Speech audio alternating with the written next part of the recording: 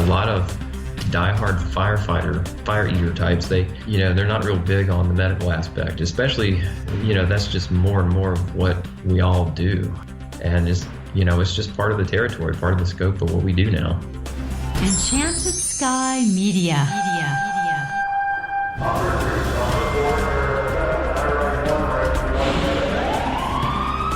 From Los Angeles, this is Code 3, the Firefighters Podcast, hosted by award-winning journalist Scott Orr. Code 3 features interviews with leading members of the fire service, discussing firefighting strategy, tactics, and other topics you need to know more about. Now, here's Scott. That's right, and I will not let Parkinson's stop me.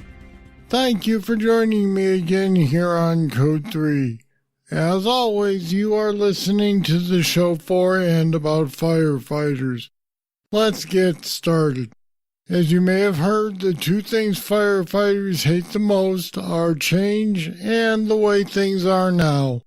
You've probably heard that quote from the late Alan Brunacini before, but it's still true and it'll remain true as long as there is a fire service. Because this profession is so steeped in tradition, it's hard to accept some of the changes that have come along. The helmet debate is just one of them, and it is still raging. Yet no one really argues in favor of the old-style rubber hip boots. Although a lot of firefighters would like to be able to keep their turnouts grimy as a badge of honor. But now some departments don't even put on clean turnouts until they arrive at a scene. Things have definitely changed. Here to reminisce and talk about the positive changes, as well as some he doesn't necessarily like, is Daniel Shoffner. Daniel is the PIO and Strategic Initiatives Manager for the Burlington, North Carolina Fire Department. With 25 years' experience in the fire service, he is also a volunteer with Mount Hope Community Fire Department in Guilford County, North Carolina. There, he follows in the footsteps of his father and grandfather, who were charter members. He has served with several other fire and EMS organizations in North Carolina as well, and he's also on the faculty of the Fire Service and Emergency Medical Services Departments of Guilford Technical Community College. And Daniel Shoffner joins me now. Welcome to Code 3. Hi, Scott. Thank you again for having me today. I really appreciate the opportunity to talk with folks about the changes in the fire service over the past 40 to 50 years. You have a slightly different viewpoint than some people because you're a third-generation firefighter. So with that in mind, what is the biggest change the fire service has seen over the last few decades from your point of view? Scott, it's hard for me to pinpoint one major change, but what I will talk about is a lot of different major changes that I've really seen. And yes, I'm a third generation firefighter. My grandfather was a volunteer. My dad was a volunteer assistant chief. And then I became a volunteer for a number of years. And now I'm in a career department in administration. And a lot of the things that I've seen change in my lifetime from the time I was a child, hanging around the firehouse with my dad, to now is just technology. For one, is just, there wasn't much back then. In the late 70s, early 80s, when my dad started, I know they got notified by phone tree. And then they had just a stationary plectron that if you weren't around the house, you didn't know a call happened unless you heard the station siren. And I know there's a few stations that still have those, but for the most part, I know in our area, they're gone.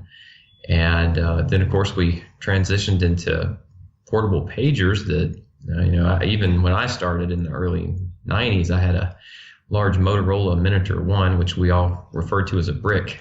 And today, I pretty much just get notified of everything on my smartphone. I rarely carry my voice pager.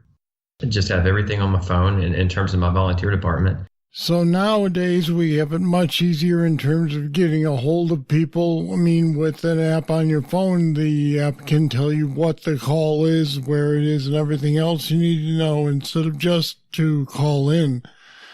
So does that change the atmosphere for a volunteer? I think it does change the atmosphere. And along with that change, unfortunately, in our area, and I know this is, we're not alone in this, but just the volunteerism, the amount of volunteers available out there has also drastically decreased. While we have all these new tools that help us do our jobs better and more efficiently, there's fewer people stepping forward to do them. And I'm not going to deny that I'm not much of a volunteer anymore either, just due to job commitments, family commitments, and it's not sure how that's going to translate into our fire service in rural communities going forward, but there's obviously been a change and decline there in a lot of areas. Fire chief with whom I'm familiar has given a talk to several people who have said, well, why don't you just beef up your department with some volunteers?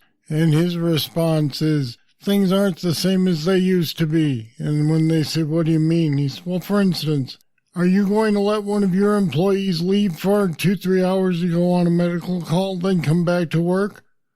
Well, no, probably not. Well, there you go. That's number one right there. Absolutely. And the other thing is so many communities are now bedroom communities where people commute out to work.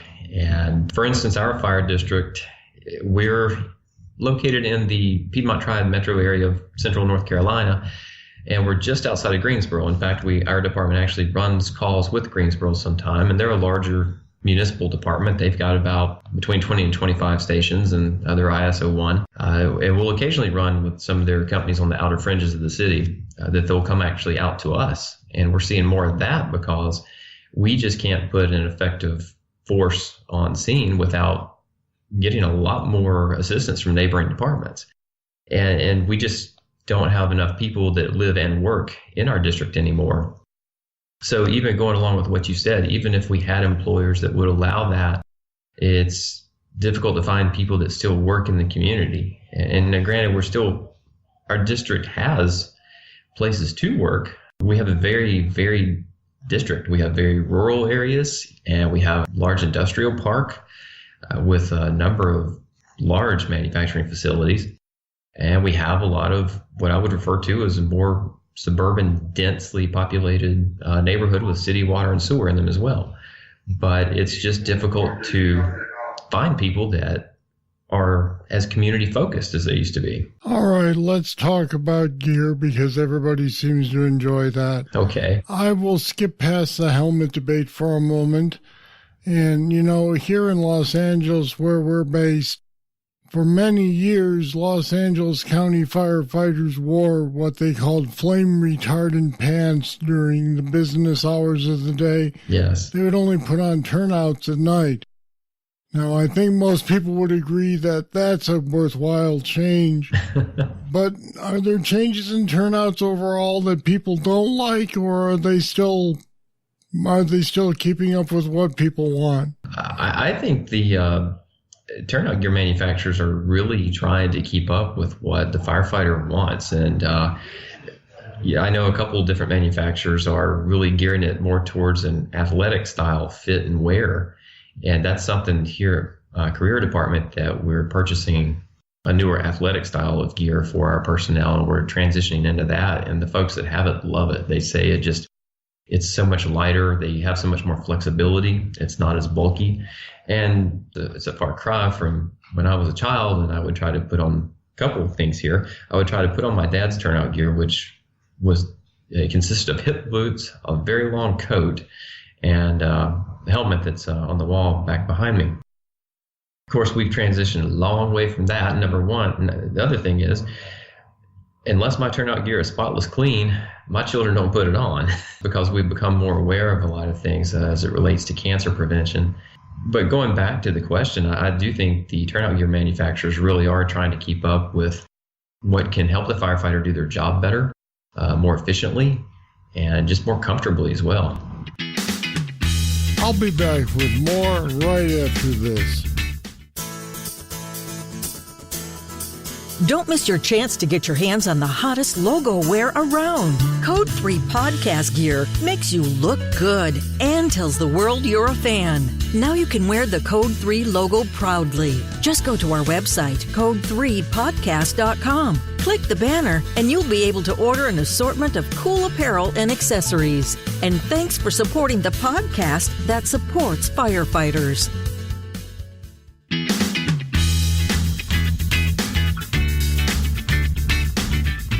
I think it's worthwhile to go over helmets for a few minutes.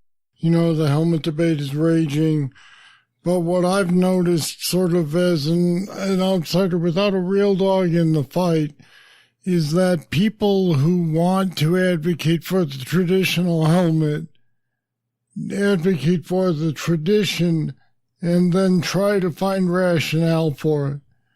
Whereas people who are in favor of what we're calling the Euro helmet just talk about the utility of how much better it is. Where do you stand and what experiences have you had? I have never actually tried to wear the European-style helmet. The chief of my volunteer community department, he actually had one for a while when he was before he made chief and he was a captain of the department. He had actually obtained one.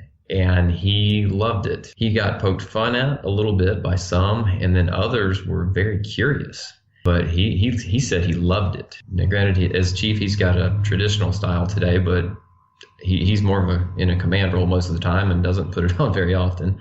And as for myself, I have traditional helmets here at work and in my community department. But honestly, I'll admit it. If I'm wearing it for any long period of time, I would much rather have even an older style contemporary helmet or something smaller like the European style. We were having a conversation yesterday, one of our battalion chiefs and myself and a couple another captain, and we were just talking about how, one thing, I'm not a very tall person. I'm only 5'7". So when I wear my traditional helmet, I've got an air pack on. If I'm crawling around, I can't even really lift my head without the back of my helmet hitting my air pack. So I lose a lot of visibility, I lose flexibility, whereas with even a contemporary style or even something like LA Fire has a Phoenix helmet, I believe, I would be able to have a lot more mobility and it's a lot more comfortable. Again, I like the look of my traditional helmet, but aside from aesthetics, it's from a practical standpoint, I don't want to wear it for hours at a time. I get that. Let's move on to medical now. Okay. Back in the 70s, the TV show Emergency popularized the idea that firefighters could also be paramedics. Yes. Seems to me that over the years, departments have started to require more and more firefighters to have at least an EMT certification, if not medic. Yeah. But now it sounds like departments that are heading toward using their own ambulances are starting to move firefighters into an ambulance role. Yes. That can't make traditionalists very happy. Right. Where do you stand on that? Well, I go back to, our primary goal in the fire service is life safety. Property conservation generally comes second, at least where I work. Life safety is number one. And you're right, a lot of diehard fire eater types, they're not real big on the medical aspect, especially, that's just more and more of what we all do. I know our department here, 75% of our calls are just medical calls. There's not a lot of firefighting compared to in years past, which of course we can all agree is a good thing, but... Well, wait a minute, let me interrupt you. Okay. We can all agree it's a good thing, but I think it's fair to say that over the dinner table there are firefighters saying, I got into this business to fight fire, Absolutely. And while I will do medical runs, my primary objective is to fight fire. Absolutely. And I'll admit it, I like the medical aspect of it too. That's one thing I like about the fire service is I like the all-encompassing. I work part-time for a large EMS system, or the third largest in North Carolina, for a number of years. I really enjoyed my time there, but I like the all-encompassing challenges of the fire service, including that EMS aspect of it. As far as fire becoming an EMS transport, filling that role, I know in a lot of parts of the country, it's part of it, just like running that engine, just like running that truck. Here in North Carolina, it's fewer and far between. There are some fire departments here in North Carolina that are paramedic transport agencies, but many of us here in North Carolina rely on our county-based paramedic EMS services, and we just provide non-transport EMT response. There's a handful of departments in North Carolina that are advanced EMT or formerly EMT intermediates, and there might be some that are also paramedic level, but by and large, the work environment that I'm used to, we're at the EMT level. Of course, we're doing more also as EMTs than in years past. We deliver a number of drugs and medications now that 10, 15, 20 years ago, we just didn't see that coming. It's interesting that I teach a lot of EMT continuing education in area departments around here, and some departments, they embrace that change and some don't. It's like you were just saying, they got to this to be firefighters, and they're happy to run the EMT medical calls, but they feel like, well, we're not paramedics, so why are we having to do all this? Why are we having to take protocol tests? Why are we having to memorize these drug dosages? And it's just part of the territory, part of the scope of what we do now. You seem like a pretty positive, optimistic guy. So I'm going to ask you to do something that might be against your nature. Okay. Tell me about changes you've seen that you don't like in the industry. Okay. Obviously, we're becoming more aware of hazards such as cancer and the risk of cancer. A good friend of mine's actually having surgery tomorrow. He just retired from a larger municipal department just a couple months ago, and then found out he has colon cancer. And whether it's related to the job or not, we don't know. But still, the fact is, that's another retired firefighter that's just been diagnosed, and he's barely past 50. Good prognosis, but that is what I would consider a negative that we're seeing. A couple other things is that, going back to the statement that we're glad things don't burn like they used to, but what's happening is people coming on board today, beginning their careers, they just don't have a lot of on-the-job training or experience. It's also becoming a lot more difficult to do live burn trainings. There's just so much regulation, and not that that's a bad thing per se, but it does make the job more challenging. And it certainly makes it more challenging for young people to come in and get experience now. Again, I started in the 90s, and to me that doesn't seem like that long ago, but I mean, we're hiring people here that were born in 2000. So it's yeah, they're young. Yes, absolutely. And they just haven't seen a lot of what we even used to see then. I just completed our annual NFPA report, fire department, and I was just looking at some of the trends nationwide, and then, it's obvious the number of fires has declined. And that, again, that's a good thing. But what it does is it puts a lot more emphasis on training. And while training, you can't say enough good things about, there's nothing like on-the-job training either. That's true. It's totally different than what you get in a burn building or in a classroom. Absolutely. All right, so I'm going to ask you to reach over, grab your crystal ball, look in it, and tell me what you think is coming in the future of firefighting. Well, I think, we're ever evolving into more medical care. I think that's just going to happen. People are living longer, aging populations are growing. And if you look at demographics, there are more seniors than there are younger folk in proportion. I think that does present challenges in terms of our EMS response is only going to increase. And I think there's some positive things on the fire prevention side that I think newer structures are going to become more and more fire resilient. And I also think that, we have to look at terrorism. We have to look at emergency management aspect. And I think the fire department is going to be filling more voids in those areas going forward. And again, those are things that, 20 years ago, we didn't think much about, but things are totally different now. I mean, we all train for active shooters now in a much different way.